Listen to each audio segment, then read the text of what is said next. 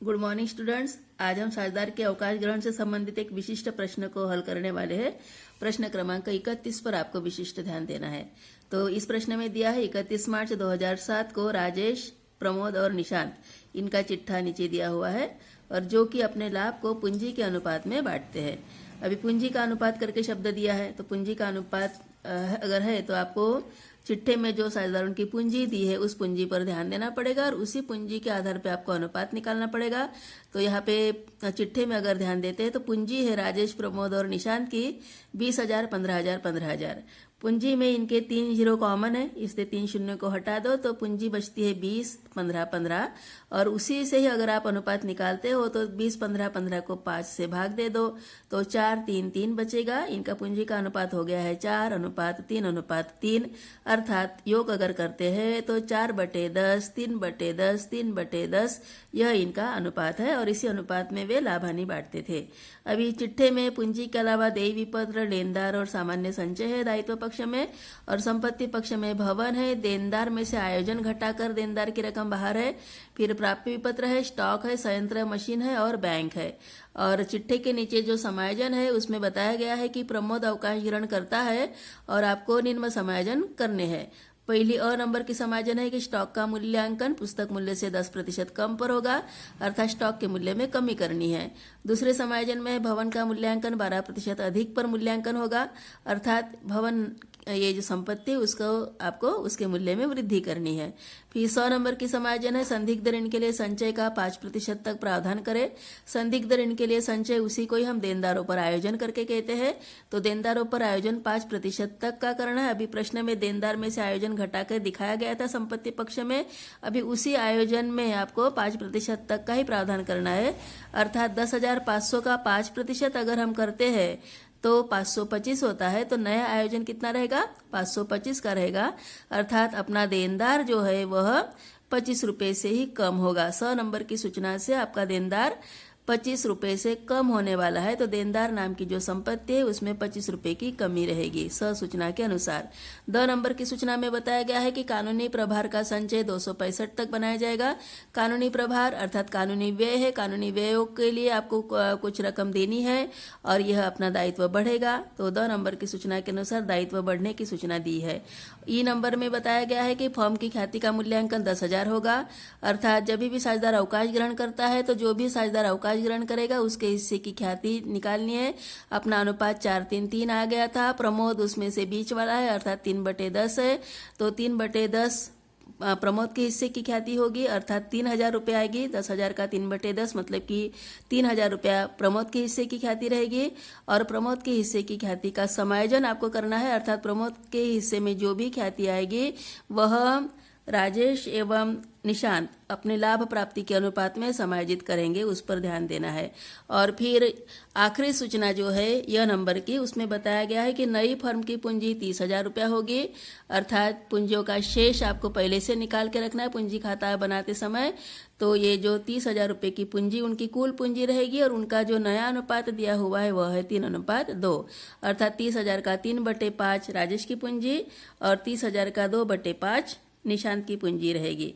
और आखिरी में लास्ट पैराग्राफ में बताया गया है कि प्रमोद के पूंजी खाते को ऋण खाते में हस्तांतरित करने के पश्चात पुनर्गठित फर्म का चिट्ठा तैयार करना है और आवश्यक जर्नल प्रविष्टियां करनी है। तो सिर्फ चिट्ठा डायरेक्ट तैयार नहीं होगा, जर्नल प्रविष्टियों के साथ साथ हमें साझेदारों का पूंजी खाता भी बनाना पड़ेगा। पुनर्मूल्यांकन खाता बनाने की उतनी आवश्यकता नहीं होती, क्योंकि पुनर्मूल्यांकन का आंसर आप जर्नल प्रविष्टियां बनाते बनाते निकाल सकते हो। तो इस प्रकार से आपका प्रश्न दिया है। तो सबसे पहले हम बनाते हैं जर्नल प्रविष्टियां। तो जर्नल प्रविष्टियों के लिए 5 कॉलम्स तैयार कर लो और तिथि, विवरण, खाता पृष्ठ, विकलन राशि, समाकलन राशि या तो डेबिट अमाउंट, क्रेडिट अमाउंट के लास्ट के 2 कॉलम। तो सबसे पहले हम पुनर्मूल्यांकन के संबंधित प्रविष्टियां करेंगे और अ, ब, स और द ये 4 सूचनाएं पुनर्मूल्यांकन के संबंधित है। स्टॉक के मूल्य में कमी है और 100 नंबर की सूचना में देनदारों पर आयोजन की सूचना जो थी उसमें भी देनदारों के मूल्य में कमी हो रही है और इसीलिए हम कंबाइन एंट्री करते हैं, संयुक्त प्रविष्टि करते हैं। जो 2 संपत्तियों के मूल्य में कमी हो रही है, संपत्ति के मूल्य में कमी हो होती है तो पुनर्मूल्यांकन खाता डेबिट संपत्तियों के खाते से करके प्रविष्टि होती है, और इसलिए पहली प्रविष्टि स्टॉक एवं देनदार के लिए पुनर्मूल्यांकन खाता डेबिट स्टॉक खाते से और देनदार खाते से करके लिखेंगे। स्टॉक के मूल्य में कमी जो होगी वह 10% होगी, 15,500 का 10% रहेगा 1550, और देनदार के मूल्य में जो 5% तक का प्रावधान बोले थे तो 10,500 का देनदार था। नया जो प्रावधान है, नया जो आयोजन रहेगा वो 525 होगा, इसलिए देनदार का मूल्य 25 रुपये से ही कम होने वाला है। 10,000 रुपये पहले दिख रहा था संपत्ति पक्ष में, और नया मूल्य कितना रहेगा, 10,500 में से 525 घटाओगे तो 9,975 दिखेगा, और इसी कारण से देनदार के मूल्य में 25 रुपये की ही कमी है, और इस कारण से देनदार से करके आपको 25 रुपया ही लिखना है। संपत्तियों के मूल्य में कमी है स्टॉक एवं देनदार में, और इसलिए पुनर्मूल्यांकन खाते के डेबिट में अमाउंट गई है 1575 रुपया। तो इस प्रकार की है पहली प्रविष्टि। उसके बाद ब नंबर की सूचना में संपत्ति का मूल्य बढ़ गया है करके सूचना है, और अन्य कोई सूचना संपत्ति के मूल्य में बढ़ोतरी के बारे में नहीं दी है, इसलिए ब सूचना के लिए एक प्रविष्टि करेंगे सेकंड नंबर की, भवन खाता डेबिट पुनर्मूल्यांकन खाते से। संपत्ति के मूल्य में वृद्धि होती है तो संपत्ति खाता डेबिट पुनर्मूल्यांकन खाते से ऐसी प्रविष्टि आपको करनी पड़ती है। तो ये हो गई सेकंड प्रविष्टि।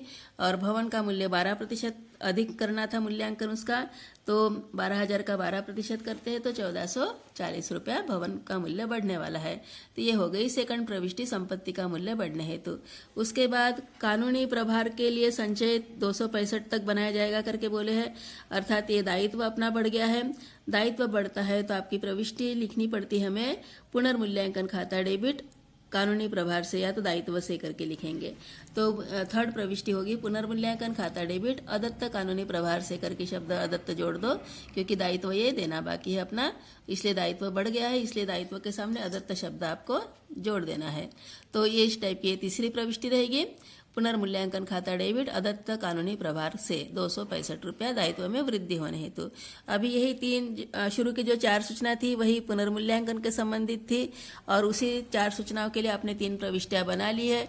अभी इन्हीं 3 प्रविष्टियों के आधार पर आपको पुनर्मूल्यांकन का लाभ हुआ कि हानि हुई इसका पता लगाना है। तो पुनर्मूल्यांकन खाता डेबिट पहली प्रविष्टि में 1575 से हुआ है, तीसरी प्रविष्टि में भी पुनर्मूल्यांकन खाता डेबिट दिख रहा है 265 रुपये से। इनको दोनों को जोड़ के देख लो कितना होता है, और साथ में सेकंड प्रविष्टि में पुनर्मूल्यांकन खाते के क्रेडिट में है 1440। तो क्रेडिट पक्ष में एक ही एंट्री है, डेबिट में 2 एंट्री है। डेबिट का योग अभी 1575 और 265 अगर जोड़ते हैं तो डेबिट पक्ष ज्यादा है, क्रेडिट पक्ष कम है। अंतर निकाल के देखो, अंतर आएगा 400 रुपया। तो अंतर 400 रुपया है, मतलब कि पुनर्मूल्यांकन खाते का जो यहाँ पे डेबिट पक्ष बड़ा होने के कारण हानि हो रही है, और इसी कारण से उस हानि को आपको साझेदारों के पूंजी खाते के डेबिट में वितरित करना है। और इसी कारण से चौथी प्रविष्टि होगी, तीनों साझेदारों के पूंजी खाते डेबिट होंगे पुनर्मूल्यांकन खाते से। इसलिए राजेश का पूंजी खाता डेबिट, प्रमोद का पूंजी खाता डेबिट, निशांत का पूंजी खाता डेबिट पुनर्मूल्यांकन खाते से। पुनर्मूल्यांकन हानि हो रही है 400 रुपया, इस हानि को आप पूंजी के अनुपात में विभाजित करोगे। पूंजी का अनुपात ही उनका पुराना अनुपात था, और पुनर्मूल्यांकन पर हानि हमें सभी साझेदारों में विभाजित करनी पड़ती है।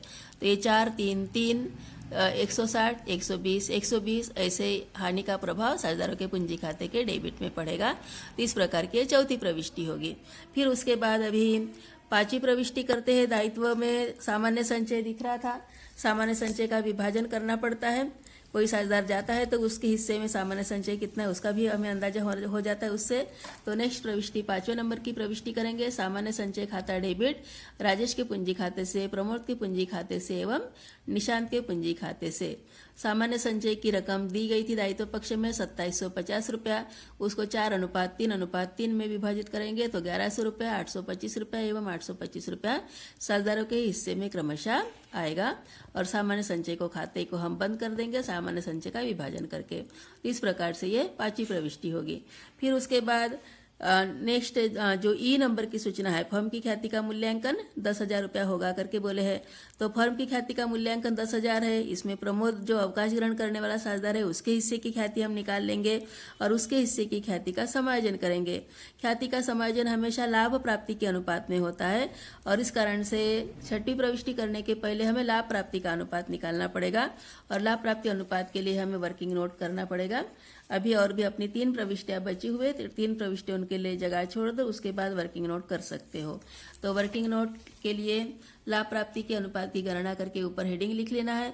राजेश, प्रमोद और निशांत का जो पुराना अनुपात जो था, पूंजी का अनुपात था 4-3-3 आ चुका है, अर्थात राजेश का हिस्सा 4/10 था, प्रमोद का हिस्सा 3/10 था और निशांत का हिस्सा 3/10 था। नया अनुपात दे दिया है सबसे लास्ट में 3:2 करके, और यह अनुपात है राजेश एवं निशांत का प्रमोद के जाने के बाद वाला। तो यह है 3:2, मतलब कि राजेश का हिस्सा 3/5 और निशांत का हिस्सा 2/5। लाभ प्राप्ति अनुपात अगर निकालना है आपको तो सूत्र है उसका लाभ प्राप्ति अनुपात बराबर नया अनुपात माइनस पुराना अनुपात। तो अभी राजेश को कितना लाभ होगा और निशांत को कितना लाभ होगा उसे देखना है। तो राजेश का नया अनुपात जो था वह 3/5 था और उसका पुराना अनुपात जो था वह 4/10 था। 3/5 में से 4/10 घटाएंगे, लघुत्तम आएगा 10। 5 गुना 10 होता है, इसलिए 2 तिया 6 और यहाँ पे 10 एक 10 मतलब कि 1 गुना 4 4। तो 6 - 4 मतलब कि 2/10, ये हो गया राजेश को लाभ। और निशांत के लिए नया अनुपात 2/5 था और पुराना अनुपात 3/10 है। 2/5 में से 3/10 घटाते हैं तो लघुत्तम आएगा यहाँ पे 10। 5 गुना 10 होता है, इसलिए 2 गुना ऊपर की संख्या 4, 2 गुना 2 मतलब कि 4 और 10 एक 10, 1 गुना 3 3, अर्थात निशांत को जो लाभ होगा वह रहेगा 1/10, अर्थात लाभ प्राप्ति का जो अनुपात रहेगा राजेश एवं निशांत का वो रहेगा 2:1। मतलब कि अभी हर पर ध्यान नहीं देते हैं, 2:1 पर ध्यान देना है, मतलब कि 2/3 1/3। प्रमोद के हिस्से की ख्याति का समायोजन हमें इसी लाभ प्राप्ति के अनुपात में करना है और प्रमोद के हिस्से की जो ख्याति आएगी वह 10,000 का 3/10वां हिस्सा, क्योंकि प्रमोद बीच वाला साझेदार था, उनका पुराना अनुपात 4-3-3 था, 3/10 प्रमोद का हिस्सा था और इसीलिए प्रमोद के हिस्से की ख्याति हो जाती है 10,000 का 3/10 मतलब कि 3,000। और अभी इसी ख्याति का समायोजन आपको लाभ प्राप्ति के अनुपात में मतलब कि 2:1 में करना है और उसी के लिए अभी आपको प्रविष्टि करनी है। राजेश का पूंजी खाता डेबिट, निशांत का पूंजी खाता डेबिट, प्रमोद के पूंजी खाते से। और अभी 3,000 रुपया प्रमोद के हिस्से की ख्याति थी, प्रमोद के क्रेडिट में बराबर लिख लोगे आप उसको, और 2:1 में यह राजेश और निशांत को इसी ख्याति की रकम चुकानी पड़ेगी और इसलिए राजेश देगा अपने हिस्से में से 2,000 और निशांत देगा 1,000 और इस प्रकार से प्रमोद को उसके हिस्से की ख्याति मिलेगी। तो प्रमोद के हिस्से की ख्याति का समायोजन आप लाभ प्राप्ति के अनुपात में करेंगे, उसके लिए ये छठी प्रविष्टि लिख लिए। फिर उसके बाद अभी हमें बनाने पड़ेंगे पूंजी खाते, क्योंकि हमें जो भी जाने वाला साझेदार है प्रमोद, उसको कितनी रकम चुकानी पड़ेगी या तो उसका कितने उसके पूंजी का शेष कितना रहेगा जो ऋण खाते में स्थानांतरित करना पड़ेगा, इसके बारे में कैलकुलेशन करना पड़ेगा और इसलिए अभी आपको बनाने हैं साझेदारों के पूंजी खाते। तो साझेदारों के पूंजी खाते बनाने के लिए जल्दी से आपको डेबिट के 4 कॉलम, क्रेडिट के 4 कॉलम तैयार करने पड़ेंगे। डेबिट में विवरण राजेश, प्रमोद, निशांत और क्रेडिट में भी विवरण राजेश, प्रमोद, निशांत, ऐसे कॉलम्स तैयार करने पड़ेंगे। अभी बनाते हैं पूंजी खाता। तो पूंजी खाते के कॉलम्स तैयार हो गए होंगे। सबसे पहले दायित्व पक्ष में पूंजी का शेष दे दिया गया है 20,000, 15,000, 15,000, उसको आपको यहाँ पे क्रेडिट पक्ष में शेष लगा करके लिख लेना है। राजेश, प्रमोद और निशांत के कॉलम में आप बराबर लिख लोगे 20,000, 15,000, 15,000। सामान्य संचय दायित्व में दे दिया गया था, उसका तुरंत विभाजन करके उसको अपलिखित करना है। तो सामान्य संचय जो 2,750 रुपया दिया था उसका विभाजन आप 4-3-3 अनुपात में करोगे, उसके लिए प्रविष्टि हो चुकी है। और राजेश का हिस्सा 1100, प्रमोद का हिस्सा 825, निशांत का हिस्सा 825 आ चुका है। फिर उसके बाद ख्याति का समायोजन करने के लिए ई नंबर की सूचना, उसके लिए छठी प्रविष्टि आपने लिख ली थी, राजेश और निशांत का पूंजी खाता डेबिट और प्रमोद के पूंजी खाते से। और उसी एंट्री का प्रभाव जो होगा प्रमोद के क्रेडिट में आपको लिखने के लिए राजेश और निशांत के पूंजी खाते को करके लिखना पड़ेगा। प्रमोद के कॉलम में आपको राशि लिखनी पड़ेगी 2,000, 1,000 और उसी छठवीं एंट्री का ही प्रभाव आपको डेबिट में भी दिखाना पड़ेगा। प्रमोद के पूंजी खाते से करके लिखोगे, राजेश के कॉलम में 2,000, निशांत के कॉलम में 1,000 रुपया लिखोगे। तो इस प्रकार से ये 3 प्रविष्टि आपने कर ली है, पूंजी के शेष की, सामान्य संचय की एवं ख्याति के समायोजन की। अभी उसके बाद प्रमोद को पहले क्लोज करना है। प्रमोद को क्लोज करने के लिए प्रमोद के क्रेडिट की टोटल देख लो कितनी है, 18,825 रुपया है और डेबिट में 120 है। पुनर्मूल्यांकन हानि, हाँ पुनर्मूल्यांकन हानि भी हो गई थी, उसके भी हमने चौथी प्रविष्टि लिख लिए थे और उसका प्रभाव डेबिट में होगा साझेदारों के पूंजी खाते के। डेबिट में पुनर्मूल्यांकन खाते से राजेश के हिस्से में हानि आ गई थी 160, प्रमोद के हिस्से में आ चुकी थी 120 और निशांत के हिस्से में भी हानि आ चुकी थी पुनर्मूल्यांकन पर 120 रुपया। अभी प्रमोद को क्लोज करोगे 18,225, उसमें से 120 अगर घटाते हैं तो 18,705 रुपया बचेगा। वही जो रकम है वो ऋण खाते में, प्रमोद के ऋण खाते में स्थानांतरित की जाएगी। अभी एक आखिरी सूचना दी गई थी कि नई फर्म की पूंजी 30,000 रुपया होगी और इनका नया अनुपात रहेगा 3:2 और इसी अनुपात में उनकी पूंजी रहेगी। तो 30,000 रुपये पूंजी होने के कारण आपको पहले शेष लेगा करके लिख लेना है। राजेश की पूंजी का शेष रहेगा 30,000 का 3/5 मतलब कि 18,000 और निशांत की पूंजी का शेष कितना रहेगा 30,000 का 2/5 मतलब कि 12,000। तो 18,000 12,000 ये इनकी पूंजियों का शेष है। अभी राजेश एवं निशांत इनके कॉलम्स को क्लोज करने के लिए कौन सा पक्ष बढ़ा है वो देखोगे तो क्रेडिट पक्ष ही बढ़ा है। राजेश के क्रेडिट कॉलम का योग है 21,100 और डेबिट में 940 रुपए की कमी है। तो ये जो कमी है अर्थात राजेश को इतनी रकम वापस होने वाली है, वो उसकी पूंजी अधिक थी, ठीक है, क्रेडिट पक्ष बढ़ा था इसलिए उसकी राजेश की पूंजी अधिक है, इसलिए 940 रुपया उसको वापस करने पड़ेंगे फर्म को। और निशांत के लिए भी क्रेडिट पक्ष ही बढ़ा है, 15,825 रुपया क्रेडिट पक्ष का योग दिखेगा और 15,825 में से आपको निशांत के कॉलम के 120 और 1,000 रुपये घटाने पड़ेंगे क्योंकि इसकी पूंजी का शेष 12,000 पहले से लिखना है आपको। तो 15,825 में से 12,000, 1,000 और 120 अगर घटाते हैं तो उसको भी रोकड़ वापस करनी पड़ेगी 2,705 रुपया। तो ये राजेश एवं निशांत इनकी दोनों की पूंजी अतिरिक्त है, अधिक पूंजी है और इसी कारण से उनको हमें अगर उनकी पूंजी नए अनुपात में रखनी है तो उनको अतिरिक्त रकम वापस करनी पड़ेगी। तो राजेश को वापस होगा 940, निशांत को वापस होगा 2,705 रुपया और फिर शेष तो पहले से हमने निकाल लिया है 30,000 रुपये की कुल पूंजी के आधार पर, नए अनुपात के आधार पर 3:2 के आधार पर 30,000 का विभाजन कर दिए थे 3/5 2/5 और शेष लेगा में 18,000 12,000 लिख लिए थे। पूंजी खाता यहीं पे क्लोज कर देंगे और शेष लागा करके राजेश के कॉलम में 18,000 और निशांत के कॉलम में 12,000 रुपये आप टोटल क्लोज करने के बाद शेष लागा के रूप में दिखा दोगे। तो इस प्रकार से ये पूंजी खाता भी कंप्लीट हो गया। अभी पूंजी खाते के आधार पर ही आपको 2 प्रविष्टियां करनी थी, तो 7वें नंबर की प्रविष्टि होगी और प्रमोद का पूंजी खाते का जो शेष है वह उसके ऋण खाते में स्थानांतरित करना है और उसके लिए प्रविष्टि होगी प्रमोद का पूंजी खाता डेबिट प्रमोद के ऋण खाते से। अमाउंट आ चुकी थी 18,705 रुपया।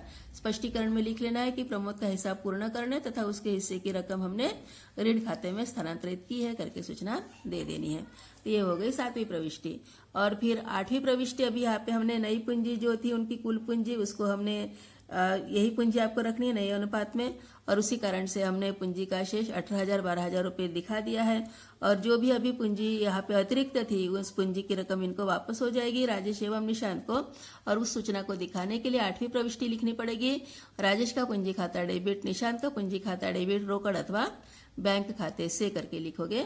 तो राजेश को रकम वापस होगी 940, निशांत को रकम वापस होगी 2,705 और इस प्रकार से कुल रकम वापस होगी 3,645। तो जो भी 2 साझेदार थे विद्यमान साझेदार तो उनके जो भी अतिरिक्त पूंजी की रकम थी उनको लौटानी है। तो राजेश को लौटाई जाएगी 940 रुपया और निशांत को लौटाया जाएगा 2,705 रुपया। तो इस प्रकार से ये 8 प्रविष्टियां आपकी जर्नल प्रविष्टियां होगी और पूंजी खाता भी आपने बना लिया है, वर्किंग नोट भी कर लिए हैं, सभी प्रविष्टियां कंप्लीट हो चुकी है। अभी बनाना है आपको चिट्ठा। तो चिट्ठा बनाने के लिए पुराने चिट्ठे को आधार मानते हुए नया चिट्ठा बनता है। पुराने चिट्ठे में देयवी पत्र लेनदार में कोई परिवर्तन नहीं था इसलिए दायित्व पक्ष में देयवी पत्र और लेनदार जैसे थे वैसे लिखेंगे। एक 10 नंबर की सूचना कानूनी प्रभार के संचय के लिए बताई गई थी अर्थात दायित्व में वृद्धि थी इसलिए नए चिट्ठे में एक नया दायित्व दिखेगा, अदत्त कानूनी प्रभार के रूप में दिखेगा 265 रुपये का। फिर प्रमोद जाने वाला साझेदार था उसको भी जो भी रकम देय थी वह अपने ऋण खाते में स्थानांतरित की थी इसलिए दायित्व पक्ष में प्रमोद का ऋण खाता दिखेगा 18,705 रुपया।